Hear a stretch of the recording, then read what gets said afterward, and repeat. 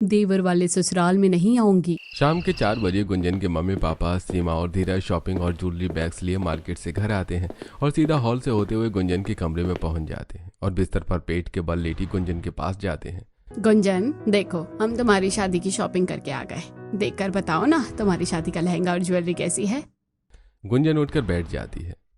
मैं कितनी बार कह चुकी हूँ कि मुझे उस लड़के से शादी नहीं करनी, तो फिर मेरे पीछे क्यों पड़े हो। गुंजन, राघव बहुत अच्छा लड़का है, वो सरकारी नौकरी में है, तुम्हारा फ्यूचर सिक्योर रहेगा उसके साथ। लड़का सरकारी नौकरी में है तो मेरा फ्यूचर सिक्योर होगा, ये गजब का लॉजिक है पापा। लेकिन क्या आपने ये सोचा है कि मैं पांच देवरों वाले ससुराल में उस अनजान आदमी के साथ कैसे रहूंगी जिससे मैं कभी मिली ही नहीं। गुंजन, मैंने तुम्हारे पापा को शादी के बाद ही देखा था और देख, मैं आज भी उनके साथ खुश हूँ। शादी के बाद भी तुम राघव को समझ जाओगी और फिर तुम्हें कोई परेशानी नहीं होगी। आप लोगों से बात करना ही बेकार है। बोलकर गुंजन उठती है और कमरे से बाहर निकल जाती है। हॉल में पहुंचकर वो अपनी फ्रेंड शिवी को कॉल करती है। शिवी, अपने घर के पास वाले कैफे में मिल, मैं 10 मिनट में पहुंचती हूँ। शिवी से बात करती हुई गुंजन घर से बाहर निकलती है और दरवाजे के पास खड़ी स्कूटी स्टार्ट करके कैफे की तरफ चल देती है। कुछ ही देर में वो कैफे में पहुंचती है जहां पहले से ही शिवी उसका इंतजार कर रही थी। गुंजन शिवी के पास जाती है। क्या हुआ, तूने इतनी हड़बड़ी में मुझे क्यों यहाँ बुलाया। यार शिवी, मैं उस राघव से शादी नहीं करना चाहती, लेकिन मेरे घर वाले मान ही नहीं रहे, जबरदस्ती मेरी शादी उससे करवा रहे हैं। हाँ तो मैं क्या कर सकती हूँ ये बता। मैं सोच रही हूँ मैं घर छोड़ के भाग जाऊँ। तू पागल है क्या? तूने कितनी आसानी से कह दिया घर छोड़ के भाग जाओ। तूने एक भी बार सोचा कि तेरे ऐसा करने के बाद तेरे मम्मी पापा का क्या हाल होगा। सॉरी यार, लेकिन क्या करूं, मैं इतनी फ्रस्ट्रेट हो गई हूँ कि मुझे जो सही लगा मैंने वो बोल दिया। मैं बस देवर वाले ससुराल में नहीं जाना चाहती। देख गुंजन, तू अच्छी तरह समझ ले, मैं तेरा साथ हर काम में दे सकती हूँ, लेकिन घर छोड़कर जाने में नहीं। तू मुझे माफ कर। और एक बात बता, लड़के में क्या कमी है? मुझे बस वो पसंद नहीं है। तो फिर तूने शादी के लिए हाँ क्यों कहा? जब वो तुझे देखने आया था तभी तू मना कर देती। अगर ये बात मुझे पहले पता होती कि उसके 5 भाई हैं तो मैं कभी हाँ नहीं बोलती यार। तो अब हाँ बोल दिया है ना, तो कर ले उससे शादी। इतनी आसानी से तो मैं हार नहीं मानूंगी। शादी होने से पहले ट्राई करती रहूंगी कि मेरी शादी उस घर में ना हो। अच्छा ठीक है, अब मैं चलती हूँ। By the way, thanks for nothing. Shivi से निराश होकर गुंजन घर पहुंचती है और अपने रूम में जाकर देखती है बेड पर पड़े हुए शॉपिंग बैग्स। अभी बताती हूँ इनको, बड़ी जल्दी है ना इन्हें मेरी शादी करने की। बोलती हुई गुंजन शॉपिंग बैग से ब्राइडल लहंगा और हल्दी मेहंदी के गाउन निकालकर कैंची से काट देती है और ज्वेलरी बैग से गहने निकालकर अलमारी के पीछे छुपाकर हॉल में पहुंच जाती है जहां उसके मम्मी पापा और दादी सीता चाय पी रहे थे। गुंजन, तूने कपड़े देखे, कैसे लगे तुझे? कौन से कपड़े दादी? मैंने कोई कपड़े नहीं देखे, मैं बिस्तर पर ही रख के तो आई थी। अच्छा वो कपड़े तो मुझे बिल्कुल भी पसंद नहीं आई, तो तूने क्या किया? गुंजन जोर से हंस पड़ती है। जैसे आप सब अपने मन का कर रहे हो वैसे ही मैंने अपने मन का किया। गुंजन की बात सुनकर वो सभी गुंजन के कमरे में जाते हैं। गुंजन भी उनके पीछे जाती है। वो सभी फर्श पर बिखरे पड़े कटे कपड़े देखते हैं। गुंजन, कपड़े तो तूने काट दिए, लेकिन गहने कहाँ हैं? मुझे क्या पता, गहने मैंने नहीं देखे, शायद कोई चोर चोरी करके ले गया हो। मैं जानती हूँ ये तू सब क्यों कर रही है, लेकिन मैं भी तेरी दादी हूँ। मैंने तुझे पाल पोस कर बड़ा किया है, ना कि तूने मुझे। गुंजन, मेरे पास पुराने गहने रखे हुए हैं, वो तेरे काम आ जाएंगे। और हम तेरे लिए नया शादी का जोड़ा खरीद देंगे, लेकिन तेरी शादी उसी घर में ही होगी। गुंजन को फटकार कर वो सभी वहां से चले जाते हैं। गुंजन हर कोशिश करती है जिससे वो देवर वाले ससुराल में न जाए, लेकिन वो हर बार नाकाम रहती है। एक रात गुंजन अपनी फ्रेंड शिवी के घर जाती है और डिनर करने के बाद उसके साथ छत पर टहलते हुए। हम लड़कियों के साथ ऐसा क्यों होता है? घर वाले क्यों ये सोचते हैं कि लड़की की शादी सरकारी नौकरी वाले लड़के से कर देंगे तो वो खुश रहेगी। शादी से पहले जब हर बात में उसकी मर्जी पूछी जाती है तो शादी के लिए क्यों नहीं? अब तो लड़कियों की तरह शिकायत करना बंद कर और जो हो रहा है हो जाने दे। मैं लड़की ही हूँ, यू इडियट। गुंजन की बात सुनकर शिवी जोर से हंस पड़ती है। जिस समय वो दोनों हंस रही थी उसी समय अपने घर की बालकनी में खड़े गुंजन के मम्मी पापा। लड़का बहुत अच्छा है, सीधा साधा है और अच्छा खासा कमाता भी है, फिर भी न जाने गुंजन उससे शादी क्यों नहीं करना चाहती। शायद अपने होने वाले 5 देवरों की वजह से। लेकिन मैं जानती हूँ शादी के बाद वो सबके साथ घुल मिल जाएगी और सबके साथ खुश भी रहेगी और सबको खुश भी रखेगी। अरे जो होगा सो होगा, अभी तो हम सोते हैं। अब आने वाले दिनों में बहुत भागदौड़ करनी पड़ेगी हमें। वो दोनों अपने कमरे में जाकर सो जाते हैं और अगले कुछ ही दिनों में वो दोनों फिर से गुंजन की शादी का जोड़ा ले आते हैं। शादी के लिए होटल बुक कर देते हैं और बाकी की सभी तैयारियां भी कर देते हैं। शादी से 4 दिन पहले जब गुंजन घर के बाहर खड़ी अपनी स्कूटी साफ कर रही थी, तभी उसके पड़ोसन विमला और सरिता उसे अपने अपने घर से देखती हैं और फिर बताओ कैसे माँ बाप है, सरकारी नौकरी के चक्कर में अपनी बेटी की शादी उस घर में कर रहे हैं जहाँ सिर्फ देवर ही देवर है, कोई औरत नहीं है। न जाने कैसे रहते होंगे वो लोग। ये सरकारी नौकरी वाले भी शादी करने से पहले ये नहीं सोचते कि लड़की उसे पसंद करती भी है या नहीं। वो किसी और से तो प्यार नहीं करती, वो तो बहुत सुंदर लड़की और मिलने वाले दहेज के चक्कर में शादी के लिए हाँ कर देते हैं। और फिर बस इसलिए मैं राघव से शादी नहीं करना चाहती, लेकिन मेरे घर वाले समझने को तैयार ही नहीं है। इमोशनल होकर गुंजन घर के अंदर चली जाती है और 4 दिनों बाद वो शादी के मंडप में दुल्हन के जोड़े में अपने दूल्हे राघव के साथ बैठी हुई पहली बार अपने 5 देवरों राहुल, राज, अमित, विजय और दीपक को फंकी और टपोरी लुक में देखती है। ये है मेरे 5 देवर। गुंजन की आंखों के सामने ही वो 5 शादी में आई लड़कियों को घूरते हैं और उन्हें परेशान भी करते हैं।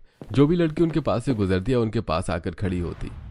चलती हो क्या 9 से 12? मुझसे दोस्ती करोगी? ये मेरे देवर हैं। मैं ऐसे देवरों वाले ससुराल में नहीं जाना चाहती, लेकिन यहाँ मेरी सुनने वाला कौन है, जाना ही पड़ेगा। सोचती हुई गुंजन राघव के साथ 7 फेरे लेकर अपने घर से विदा होकर उसके घर पहुंच जाती है। दहलीज पर राघव के साथ खड़ी गुंजन देखती है हॉल का बेहाल हाल। पूरा हॉल अस्त व्यस्त पड़ा है। सोफों में कपड़े पड़े हैं, दीवार के कोनों में मकड़ी के जाले लगे हैं और फर्श ऐसी है जैसे सालों से पोछा न लगा हो। इस घर में शादी थी और इतनी गंदगी, लग ही नहीं रहा कि यहाँ पे कोई इंसान रहता है। आरती की थाली हॉल में लिए गुंजन के सामने खड़े संतोष जी। अरे क्या देख रही हो बहू, अब इस घर में सिर्फ मर्द ही मर्द रहते थे, जिस वजह से इस घर का हाल थोड़ा बेहाल है। अब तुम आ गई हो ना, तो तुम इस अस्त व्यस्त घर को व्यवस्थित कर दोगी। मुझे पूरी उम्मीद है। सीधे पैर से कलश गिराकर गृह प्रवेश करो। गुंजन सीधे पैर से दहलीज पर रखा चावल का कलश गिराकर गृह प्रवेश करती है। बहू, मैं तुम्हें तुम्हारे 5 देवरों से मिलवा देता हूँ। राहुल, राज, अमित, विजय, दीपक और राघव, ये तुम्हारे 5 देवरों के नाम हैं। हॉल में खड़े अपने 5 छोटे बेटों की तरफ इशारा करके संतोष जी बताते हैं। देवरों के नाम जानने के बाद गुंजन राघव के साथ उसके कमरे में चली जाती है, जिसका हाल तो हॉल से भी बुरा था। कपड़े पूरे बेड पर फैले हुए थे, बेड पर मैली बेडशीट बिछी थी, फर्श पर जूते और मोजे फैले हुए थे, बदबूदार, पंखे से जाले लटक रहे थे। गुंजन तुरंत नाक पकड़कर जूते और मोजे समेटने लगती है। अरे गुंजन, अभी अभी तो आई हो और अभी से काम करने लगी, थोड़ा आराम तो कर लो। मुझे गंदगी बिल्कुल पसंद नहीं है, घुटन होती है। मैं साफ सफाई पसंद करती हूँ और मैं अपने घर में भी ऐसी रहती थी और यहाँ मैं नहीं रहूंगी। देखो कैसी हालत बना रखी है। घर का कुत्ता जहाँ भी बैठता है वो भी जगह साफ करता है, लेकिन तुम सब तो। ये तुम क्या कह रही हो गुंजन? जो तुम सुन रहे हो। बोलती हुई गुंजन जूते और मोजे इकट्ठा करके एक तरफ रखकर बिस्तर के कपड़े घरी करने लगती है। राघव उसके पास आकर उसका हाथ पकड़ लेता है और अरे शांत हो जाओ, आज तुम रेस्ट कर लो, कल से मैं भी तुम्हारी मदद करवा दूंगा, अभी मैं बहुत थका हुआ हूँ। गुंजन राघव का हाथ झटक देती है और मेरे करीब आने की कोशिश मत करो तुम। मैंने तुमसे शादी अपने माँ बाप के कहने पर बिना मन के की है। ना तुम मुझे पसंद हो और ना ही ये ससुराल। और याद रखना, ज्यादा हक जताने की कोशिश की तो मैं यहाँ से चली जाऊंगी और फिर कभी वापस नहीं आऊंगी। अरे ठीक है बाबा, गुस्सा क्यों करती हो? मैं तुम पर अपना हक नहीं जताऊंगा। मैंने भी तुमसे शादी अपने पापा के कहने पर ही की है। बोलकर राघव बिस्तर के कपड़े फर्श पर फेंक कर बिस्तर पर लेटकर सो जाता है और गुंजन बिस्तर पर घुटनों पर सिर रख के बैठी रहती है। सबको सब नहीं मिलता, सोचते हुए उसे नींद आ जाती है। अगली सुबह गुंजन उठकर सबसे पहले अपना रूम साफ और व्यवस्थित करती है, फिर हॉल, छत, बालकनी और फिर अपने कमरे में आकर बाथरूम में जाकर नहाती है और नई साड़ी पहनकर किचन में जाती है, जिसका हाल पूरे घर से भी बुरा था। हफ्तों पुराने झूठे बर्तन सिंक में पड़े थे, गैस चूल्हे पर खाने के दाग थे और कॉकरोच पूरे किचन में भांगड़ा कर रहे थे। बदबू से गुंजन का बुरा हाल हो जाता है। कैसे इंसान है ये लोग, इन्हें बदबू नहीं आती होगी। बड़बड़ाती हुई गुंजन किचन भी साफ कर देती है। साफ सफाई देखकर उसका मूड शांत होता है। अब जाकर थोड़ी शांति मिली है। गुस्सा शांत होते ही वो फटाफट खीर बनाने लगती है। तब तक हॉल में संतोष जी भी सोफे पर बैठकर पेपर पढ़ने लगते हैं। खीर बन जाने के बाद गुंजन हॉल में खीर लेकर पहुंच जाती है। अरे बहू, तुम तो सुबह सुबह ही खीर बना ली। लगता है भूल गए पापा जी, आज मेरी पहली रसोई है। अच्छा हाँ, मैं तो भूल ही गया था, लेकिन ये रस्म तो मुंह दिखाई के बाद होती है ना। हाँ पापा जी, मम्मी ने बताया था मुझे।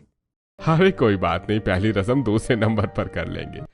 गुंजन संतोष जी को खीर परोसी रही थी कि उसके पांचों देवर बनियान, बरमूडा, लोअर और टी शर्ट में ही वहां पहुंच जाते हैं। गुंजन उन्हें भी खीर सर्व करती है, लेकिन वो सभी ऐसे खाते हैं कि खीर के छींटे फर्श में फैलने लगते हैं और उनके कपड़े भी खराब हो जाते हैं। ये सब कैसे खाना खा रहे हैं? खा कम और गिरा ज्यादा रहे हैं। इनकी फैलाई गंदगी मुझे ही साफ करनी होगी। देवर जी थोड़ा आराम से खाइए, खीर कहीं भागी नहीं जा रही है। हाथ से खीर खाते हुए दीपक, भाभी जी अच्छे से तो खा रहे हैं और कैसे खाएं? तभी विजय हाथ में बंधी घड़ी में टाइम देखता है और, अरे भाइयों, उसके आने का टाइम हो गया, चलो। विजय की बात सुनते ही पांचों भाई सीढ़ियां चढ़कर छत पर भागते हैं। तब तक वहां ऑफिस जाने के लिए रेडी होकर राघव भी आ जाता है। अरे ये सब कहाँ चले गए? अरे तुम उन्हें छोड़ो, उन पर ध्यान मत दो, तुम तो मुझे खीर सर्व करो। गुंजन राघव को खीर सर्व करती है। ये मैं कहाँ फंस गई? मैंने कितना मना किया कि मुझे शादी यहाँ नहीं करनी, लेकिन मेरे घर वाले माने नहीं और मुझे यहाँ फंसा दिया।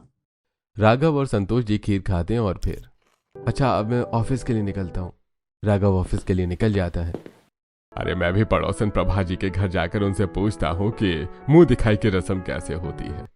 संतोष जी भी वहां से चले जाते हैं और गुंजन झूठे बर्तन किचन में ले जाकर साफ करती है और अपने रूम में जाकर बाथरूम में रखे अपने और राघव के गीले कपड़े वॉशिंग मशीन में धोकर उन्हें छत पर डालने जाती है और सुनती है वहां खड़े अपने देवरों की बातें। वो सभी रोड से गुजरने वाली लड़कियों को देख रहे थे और, अरे देख आज वो कितनी कमाल लग रही है, रेड रेड सूट में एकदम जलता अंगार लग रही है। अरे भैया उसे कहाँ देख रहे हो? वो देखो उस पीले सूट वाली को, ऐसा लग रहा है जैसे अभी अभी सोने के पानी से नाक गराई हो। छत में बंधी रस्सी पर कपड़े डालते हुए भी गुंजन का ध्यान अपने देवरों की बातों पर था। ये मेरे देवर कैसी बातें कर रहे हैं? किसके बारे में ऐसी बातें कर रहे हैं? अगर मेरे बारे में ऐसा कोई बोलता तो मैं उसका मुंह तोड़ देती। सोचती हुई गुंजन कपड़े डालकर हॉल में आ जाती है। तब तक उसके ससुर भी वहां पहुंच चुके थे। बहू प्रभा जी ने बताया कि मुंह दिखाई की रस्म में तुम्हें घूंघट में रहना होगा और तुम्हारा मुंह देखने वाली हर महिला तुम्हें कुछ न कुछ तोहफा देगी। अरे इस घर में कोई महिला ही नहीं है तो तुम्हें खुद से ही तैयार होना होगा। कोई बात नहीं पापा जी, मैं सब मैनेज कर लूंगी। गुंजन का पूरा दिन घर की छोटी मोटी साफ सफाई में ही बीतता है और इसी दौरान संतोष जी मोहल्ले की औरतों को उसकी मुंह दिखाई के लिए इनवाइट कराते हैं। शाम होते ही गुंजन अपने कमरे में आईने के सामने खड़ी पिंक कलर की साड़ी पहने रेडी होती है और लंबा सा घूंघट किए कमरे से निकलकर हॉल में पहुंचने ही वाली होती है कि तभी सुनती है कि हॉल में खड़े अपने सभी देवरों और ससुर की बातें। देखो बहुत दिनों बाद मोहल्ले की महिलाएं इस घर में आएंगी, किसी को भी परेशान मत करना, अगर ऐसा किया तो मुझसे बुरा कोई नहीं होगा। मेरे ससुर जी देवरों को ऐसा क्यों बोल रहे हैं? कहीं मेरे देवर छिछोरे तो नहीं है? लगता तो ऐसा ही है, तभी तो आज सुबह छत में खड़े होकर लड़कियों पर कमेंट पास कर रहे थे। संतोष जी की बात सुनकर गुंजन के पांचों देवर वहां से अपने कमरे में चले जाते हैं और गुंजन हॉल में पहुंच जाती है। कुछ देर बाद मोहल्ले की महिलाएं एक एक करके वहां आने लगती हैं और संतोष जी भी वहां से अपने कमरे में चले जाते हैं। तभी गुंजन देखती है कि उन महिलाओं में से गंगा घबराई हुई हॉल में इधर उधर देख रही है। गुंजन उसके पास जाती है और, क्या हुआ? आप इतनी घबराई हुई क्यों? आप मेरे घर में हो ना कि जंगल में? कहीं से भी शेर आकर तुम पर झपट पड़ेगा। जंगल में शेर से सामना करना आसान है, लेकिन तुम्हारे देवरों का सामना करना नहीं। आप ऐसा क्यों कह रही हैं? हम तुम्हें क्या बताएं गुंजन, कुछ दिनों बाद तुम खुद ही जान जाओगे अपने देवरों के बारे में। तभी गुंजन देखती है कि हॉल के कोने में छिपकर उसके सभी देवर हॉल में मौजूद सभी महिलाओं को घूर रहे हैं। मुंह दिखाई की रस्म पूरी होने के बाद सभी औरतें अपने घर में चली जाती हैं। गुंजन के सभी देवर उसके पास आते हैं। मोहल्ले की औरतें आप सबके बारे में क्या बोलती हैं, आपको पता भी है? हमें क्या करना है भाभी जी, कोई भी हमारे बारे में क्या सोचता है, हम तो अपनी मर्जी से रहते हैं, जिसे जो सोचना है सोचता रहे। वो पांचों वहां बाहर चले जाते हैं और गुंजन भी अपने कमरे में चली जाती है। अगली सुबह जब गुंजन नहाकर गीले बाल छत में खड़ी सुखा रही थी, तभी उसके पांचों देवर वहां आते हैं और अपने अपने काम में लग जाते हैं। मतलब सड़क से आती जाती हर एक लड़की को देखने लगते हैं। तभी गुंजन की नजर सामने वाली छत में खड़ी प्रभा पर पड़ती है, जो इशारा करके उसे अपने घर बुला रही थी। गुंजन बाल सुखाकर प्रभा के घर जाती और हॉल में सोफे पर बैठी प्रभा से, आंटी जी आपने मुझे बुलाया, कोई जरूरी काम है? हाँ बहू, मैं तुम्हें सिर्फ ये बताना चाहती हूँ कि तुम अपने देवरों को ज्यादा मुंह मत लगाना। उनका नेचर अच्छा नहीं है, उन्हें पता नहीं कि औरतों के साथ कैसे बिहेव किया जाता है, उनका सम्मान कैसे किया जाता है। आंटी जी, मुझे तो पहले ही अंदाजा था, आपकी बात सुनकर मुझे यकीन भी हो गया। अब तो मैं उन्हें अपने आसपास भी नहीं भटकने दूंगी। हाँ, बिल्कुल भी मत भटकने देना। प्रभा से बात करके गुंजन अपने घर वापस आ जाती है। वो अपने देवरों के आसपास भी नहीं जाना चाहती थी, लेकिन उसी दिन जब वो किचन में जाकर रोटी सेकने के लिए आटा निकालती है तो आटा कम पड़ जाता है, तो उसे मजबूरन हॉल में बैठे अपने देवरों के पास जाना ही पड़ता है। आटा खत्म हो गया है, गेहूं पिसा कर ले आओ। भाभी जी, आपको क्या लगता है हम ये काम करेंगे? आप खुद ही जाओ और गेहूं पिसा कर लाओ। खाने के लिए सब तैयार हो जाते हैं, काम के लिए कोई तैयार नहीं होता। बड़बड़ाती हुई गुंजन किचन में जाकर दाल चावल बनाने लगती है। तब तक उसके पांचों देवर और ससुर डाइनिंग हॉल में जाकर लंच का इंतजार करने लगते हैं। कुछ ही देर में गुंजन वहां दाल चावल लेकर पहुंचती है और सबको सर्व करती है। अरे आज रोटी नहीं है, आज रोटी क्यों नहीं बनी? मैंने कहा था आटा खत्म हो गया है, गेहूं पिसा लाओ, तो क्यों नहीं गया कोई? तो भाभी तुमको ही जाना चाहिए था ना, और अगर नहीं जा सकती थी तो पापा को बोल देती। मुझे तो रोटी चाहिए बस, मैं नहीं जानता कुछ। अरे बेटा, अभी दाल चावल खा ले, मैं गेहूं पिसा लाऊंगा तो रात में जितनी चाहिए उतनी रोटी खा लेना। संतोष जी के समझाने पर वो सभी लंच करते हैं और अपने कमरे में चले जाते हैं। शाम को जब राघव ऑफिस से घर पहुंचता है तो रूम में गुंजन उससे अपने देवरों की शिकायत करती है। गुंजन, मैं तो घर पर रहता नहीं हूँ, तुम रहती हो तो अपने हिसाब से सब हैंडल करो। राघव की बात सुनकर गुंजन खामोश हो जाती है और खामोशी से देखती रहती है, अपने देवरों को पूरे घर को गंदा करते हुए। वो कुछ दिनों तक तो चुपचाप साफ सफाई करती रहती है, लेकिन फिर एक दिन जब वो हॉल में पोछा लगा रही थी तभी अपने मैले कपड़े लिए अमित वहां आता है और उसके सामने पटक कर, भाभी मेरे कपड़े धो देना। देवर जी, वॉशिंग मशीन रखी है, आपको सिर्फ एक बटन दबाना है और कपड़े धुल जाएंगे। भाभी आपके होते हो मुझे ये भी करने की क्या जरूरत है? मैं अभी जा रहा हूँ, शाम को मुझे कपड़े धुले हुए मिलने चाहिए। इतना बोलकर अमित वहां से चला जाता है और शाम को जब वापस आता है तो देखता है कि उसके कपड़े हॉल में ही पड़े हैं और गुंजन वहीं बैठी मटर छील रही है। भाभी तुम बहरी हो गई थी क्या? मैंने तुम्हें कहा था ना कि कपड़े धोकर रखना, लेकिन तुमने कपड़े क्यों नहीं धोए?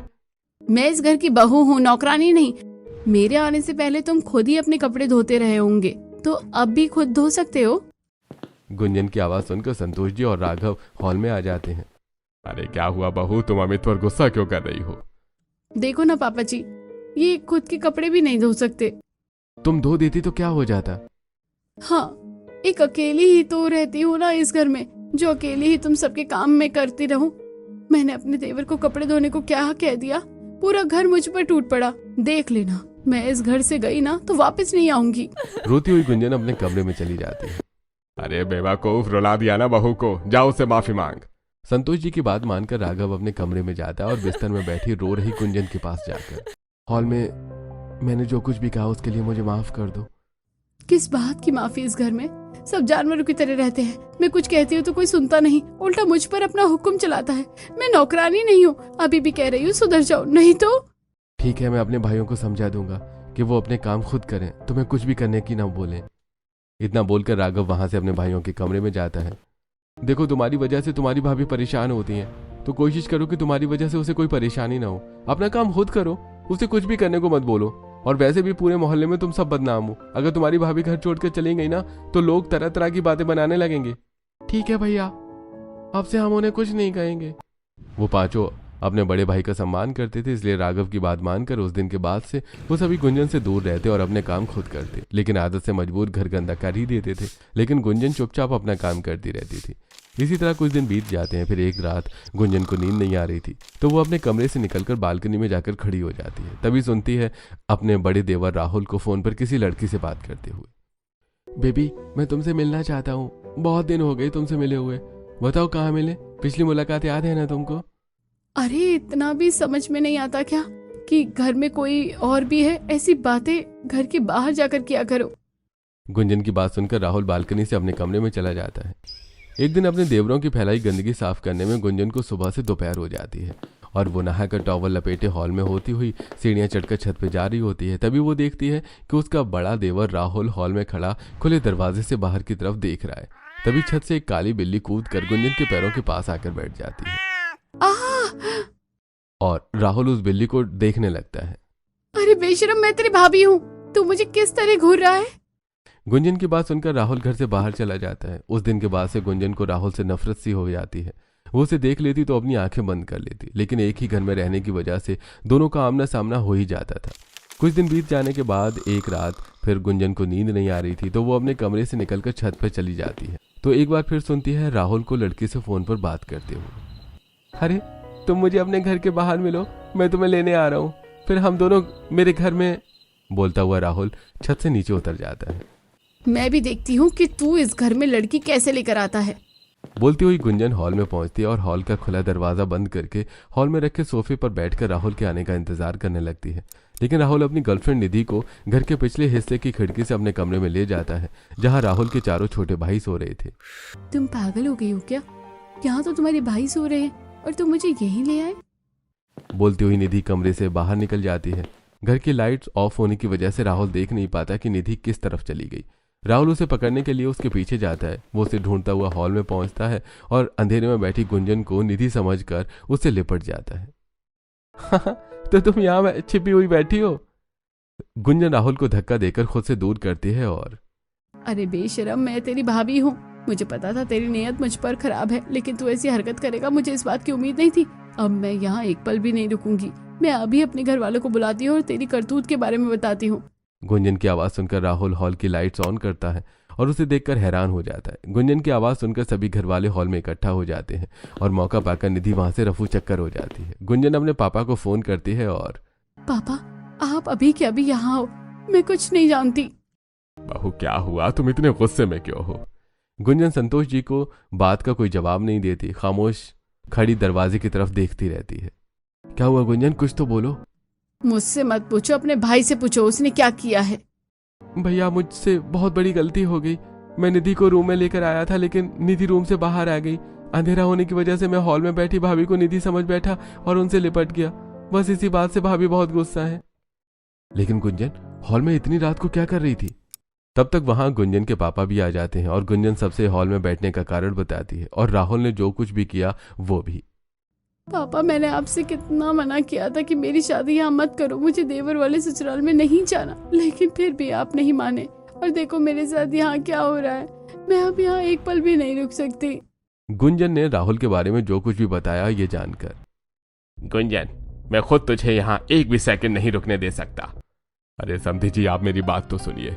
भले ही मेरे बेटे जैसे भी हो, लेकिन उनकी नीयत अपनी भाभी के लिए खराब कभी नहीं हो सकती। अरे आपके बेटे ने इतना कुछ कर दिया, फिर भी आप उसी का पक्ष ले रहे हैं। बोलकर धीरज जी गुंजन को लेकर वहां से अपने घर चले जाते हैं और रात भर वो सभी खामोश हॉल में ही बैठे रहते हैं। सुबह होते ही, भैया मेरी बात का यकीन करो, मैंने भाभी को निधि के धोखे पकड़ा था। मुझे तुम पर पूरा भरोसा है, लेकिन गुंजन को नहीं। और अभी वो बहुत गुस्से में होगी, इसलिए अभी उसे कुछ भी समझाना ठीक नहीं होगा। समय बीतने दो, उसका गुस्सा शांत होने के बाद उसे समझाएंगे। भले ही राहुल की गलती की वजह से गुंजन अपने मायके चली गई थी, लेकिन जब तक वो ससुराल में थी तब तक किसी को उसकी अहमियत समझ में नहीं आई। लेकिन उसके जाने के बाद सब लोगों को एक बार फिर से खाना बनाना पड़ा, कपड़े धोने पड़े, घर की साफ सफाई करनी पड़ी। लेकिन फिर भी कुछ ही दिनों में घर की हालत पहले जैसी हो गई। एक दिन सभी मिलकर वो सभी हॉल में झाड़ू और पोछा लगा रहे थे। भैया हमें पता चल रहा है कि भाभी हर वक्त हम पर गुस्सा क्यों करती थी। घर को साफ रखने के लिए वो बहुत मेहनत करती थी और हम सब उनकी मेहनत पर पानी फेर देते थे। भैया अब तक जो भाभी जी का गुस्सा शांत हो गया होगा, अब तो वो मेरी बात समझेंगी ना। अब चलकर उन्हें मना लाते हैं। पहले मुझे समधी जी से बात करके उन्हें सारी बात समझाने दे, फिर बहू को लाने के बारे में सोचेंगे। संतोष जी तुरंत अपना फोन निकालकर धीरज जी को कॉल करते हैं और जिस दिन से गुंजन ससुराल आई थी उस दिन से लेकर उस रात तक जो कुछ भी हुआ वो सब डिटेल में उन्हें बता देते हैं। मैंने आपसे जो कुछ भी कहा हर एक बात सच है। मैं मानता हूं मेरे बेटे से गलती हुई है, उसकी जो सजा बहू से देना चाहे दे सकती है, लेकिन मैं आपसे हाथ जोड़कर विनती करता हूं, बहू को ससुराल भेज दीजिए। गुंजन अपने घर के हॉल में धीरज जी के बगल में बैठी फोन पर अपने ससुर की सारी बातें सुन रही थी। गुंजन धीरज जी से फोन ले लेती है और पापा जी, अब मैं देवर वाले ससुराल में नहीं जाऊंगी बोलकर गुंजन फोन डिस्कनेक्ट कर देती है। उसकी मम्मी ने भी सारी बातें सुन ली थी। गुंजन, गलतियां सबसे होती हैं, लेकिन अगर कोई अपनी गलती मानकर माफी मांगे तो उसे माफ कर देना चाहिए। मैं अब ससुराल नहीं जाऊंगी। गुंजन वहां से उठकर अपने कमरे की तरफ चल देती है। कुछ दिनों तक जब गुंजन अपने मायके में रहती है तो पड़ोसी उसके बारे में तरह तरह की बातें करने लगते हैं, जो कि उसके घर वाले सुनते हैं। और फिर एक दिन हॉल में बैठी चाय के साथ कुकीज खा रही गुंजन से। गुंजन देख, अब तो पड़ोसी भी कैसी कैसी बातें करने लगे हैं। उनका कहना है कि जरूर गुंजन का कोई चक्कर होगा, इसलिए ससुराल छोड़कर मायके आ गई। जिसे जो करना है कहता रहे, मुझे परवाह नहीं है। जिस समय गुंजन को उसके घर वाले समझा रहे थे, उसी समय उसके ससुराल में हॉल में बैठे उसके सभी देवर, पति और ससुर। अब चलकर भाभी जी को मना लाते हैं। ठीक है, फिर आज बहू को लेकर आते हैं। वो सभी वहां से उठकर गुंजन के घर पहुंच जाते हैं और हॉल में अपने सभी घर वालों के साथ बैठी इवनिंग स्नैक्स खा रही गुंजन से। भाभी जी, हमने जितनी भी गलतियां की उनके लिए हमें माफ कर दो। अब हम वैसी गलती दोबारा नहीं करेंगे। गुंजन बहू, तुम्हारे देवरों को अपनी गलती का एहसास हो गया है और मेरा यकीन करो, राहुल ने तुम्हें गलती से पकड़ा था। मेरे बेटे आवारा हो सकते हैं, छिछोरे भी हो सकते हैं, लेकिन उन्हें अपनी मर्यादाएं पता है। अच्छा, तो फिर उस दिन आपका बेटा मुझे इतनी गंदी नजर से क्यों घूर रहा था जब मैं टॉवल में थी? मैं आपकी नहीं बल्कि उस बिल्ली को घूर रहा था, लेकिन मुझे पता है आपको मेरी बात पर यकीन नहीं होगा। घर से निकलने से पहले राहुल निधि को कॉल करके वहां पहुंचने को बोल चुका था और वहां पहुंच जाती है। तुम कौन हो? मैं वही हूँ जिसके धोखे के कारण राहुल ने तुम्हें पकड़ा था। उस रात जो कुछ भी हुआ निधि सबसे सब सच बताती है। मैं डर गई थी इसलिए वहां से भाग गई थी। भाभी, ये आपकी होने वाली देवरानी है, मैं इससे शादी करना चाहता हूँ। अब आप सब चाहे जो भी कुछ कहे, मैं अब देवर वाले ससुराल में नहीं जाऊंगी तो नहीं जाऊंगी। गुंजन का रूखा व्यवहार देखकर उसके सभी देवरों की आंखें नम हो जाती हैं और वो सभी उसके पैरों में गिर पड़ते हैं। भाभी जी, हमें कभी माँ का प्यार नहीं मिला, इसलिए हमें आपकी अहमियत तब समझ में नहीं आई जब आप हमारे साथ थी, बल्कि तब समझ में आई जब आप हमारे साथ नहीं थी। प्लीज हमारी गलती एक बार माफ कर दीजिए। अब दोबारा हम आपको शिकायत का कोई मौका नहीं देंगे, आपके अच्छे तेवर बनकर रहेंगे। और भाभी जी, अगर अब से हम कोई गलती करें तो हमें 2 चांटे लगाकर सुधार दिया करना। प्लीज भाभी, आप अपने ससुराल चलिए। गुंजन का मन अपने देवरों के आंसू देखकर पिघलने लगता है। भाभी, वो सब गलती से हुआ, जानबूझकर नहीं हुआ। गुंजन देख, तेरे देवरों को अपनी गलती का एहसास हो गया है और वो तुझसे तेरे पैरों में गिरकर माफी मांग रहे हैं, लेकिन अगर तूने इन्हें माफ नहीं किया तो ये तेरी सबसे बड़ी गलती होगी। गुंजन अपने सभी देवरों को उठाती है और फिर, अगर आप सच में बदल गए हैं तो मैं एक ही शर्त पर वापस ससुराल जाऊंगी। हमें आपकी सारी शर्तें मंजूर हैं भाभी जी। आज से घर को साफ रखने की जिम्मेदारी आप सभी की होगी और आज के बाद आप में से कोई भी छत में खड़ा होकर लड़कियां नहीं ताड़ेगा। ओके भाभी जी, डन। जब उनकी बातें चल रही थी तब सीमा जी गुंजन के कमरे में जाकर उसका बैग पैक करने लगी थी। उनकी बातें खत्म होने से पहले ही सीमा जी बैग लेकर वहां पहुंच जाती हैं। तो फिर देर क्यों कर रही है, अभी अपने ससुराल जा। गुंजन सीमा जी से बैग लेती है और, मैं हमेशा रट लगाई रहती थी कि मैं देवर वाले ससुराल में नहीं जाऊंगी, लेकिन आज देखो कि मैं कैसे देवर वाले ससुराल में जाने के लिए बेताब हुई जा रही हूँ।